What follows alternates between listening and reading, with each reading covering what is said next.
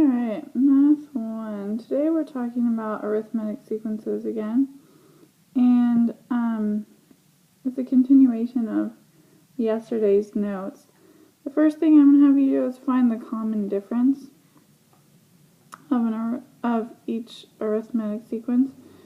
And you'll recall that the common difference is just how we get from one term to the next term. So 8.2 to 9.4 is plus 1.2, and that holds true the whole way up. So you go ahead and do number 2. One trick that I can tell you is it's easiest to figure out when you have fractions if you look at the regular number to the next number, because it's really obvious what the common difference would be when you look at those. It's much harder to go from 2 1/4 to 3 1/2. Alright, write the next 3 terms of each arithmetic sequence. So first we find the common difference. So to go from 2.6 to 4.9, we're doing plus 2.3, and that holds true the whole way. So we get 14.1 and 16.4, I believe. Oh, that's only 2. And 18.7. Alright, so once again, go ahead and find the next 3 terms in this arithmetic sequence. On 5 through 8, you first have to decide whether the sequence is arithmetic or not. So, does it add by the same amount each time? So here we have 13, 14, 15, 16. So that is not an arithmetic sequence. Plus 20, 20, 20, 20. So yes, and the common difference is plus 20. So go ahead and try 7 and 8. Write an equation for the nth term of the arithmetic sequence, and then find the 10th term. So that tells me to find, in the arithmetic sequence, the 10th term. Alright, so once again, you'll recall that to write an arithmetic sequence from scratch, we have a to the n. That just tells me that it's an arithmetic sequence. The first term goes here. We always have n minus 1, and then this is the common difference. Alright, so I'm going to do number 10, and I'm going to let you do number 9. So on number 10, we're going to write a to the n. We always start with the first term, so the first term here is 1/3. We always have n minus 1. And then we multiply by the common difference, which, going from 1/3, 1 would be 3/3, 5/3, 7/3. So the common difference is a positive 2/3. And that's it. That's all we have to do. And then to find the 10th term, again, we fill in 10 for n. So we would have 1/3 plus 9 times 2/3. 9 times 2 is 18, divided by 3 is 6, plus 1/3 is 6 and 1/3 is the 10th term.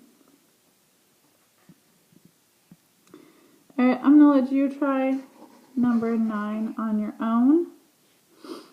Number 11. The first term of an arithmetic sequence is 5. The common difference of the sequence is 2.5 times the first term. So 5 times 2.5.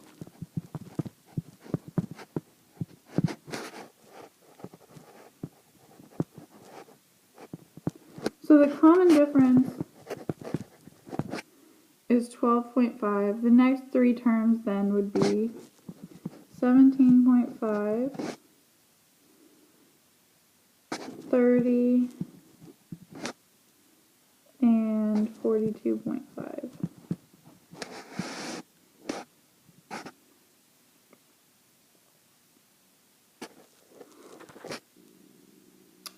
Alright, the Metro charges $3 per person to ride. Copy and complete the table.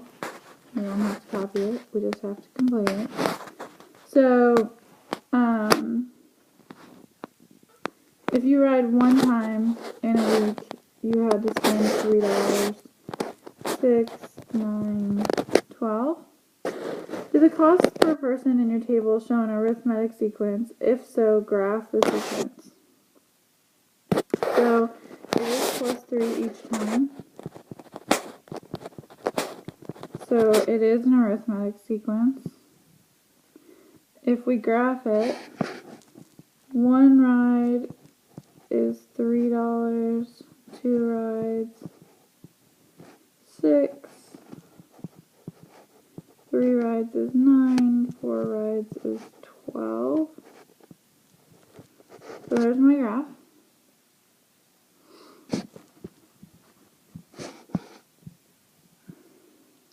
What is the cost for one person to ride the Metro 7 times? Well, if it's $3 each time they ride the Metro, it'd cost $21.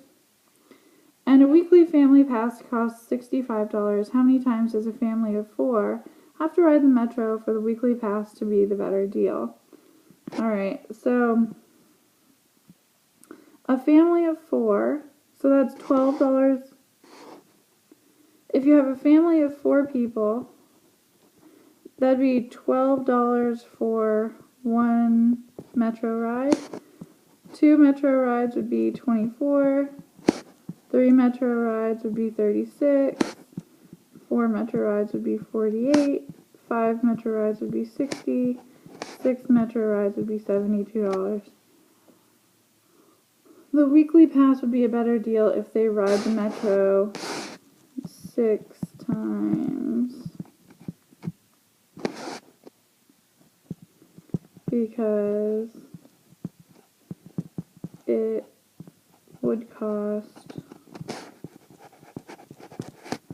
$72. So I do want to get that explanation in there. Alright, and the last question.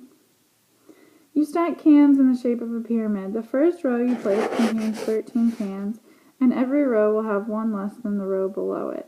Rate the first 4 terms of the sequence for the number of cans you will place. So the first term is 13. Each row has one less, so 12, 11, 10. Write an equation. So, arithmetic sequence, the first term is 13. We always have our n minus 1. And then our common difference, in this case, we're going down 1 each time. So our common difference is -1. And find the total number of cans in the pyramid. I will leave that one to you. You can either finish the pyramid out here, or you can calculate it using the arithmetic sequence. Either way, you should get the same answer for letter C. Alright, arithmetic sequences. Have a great night.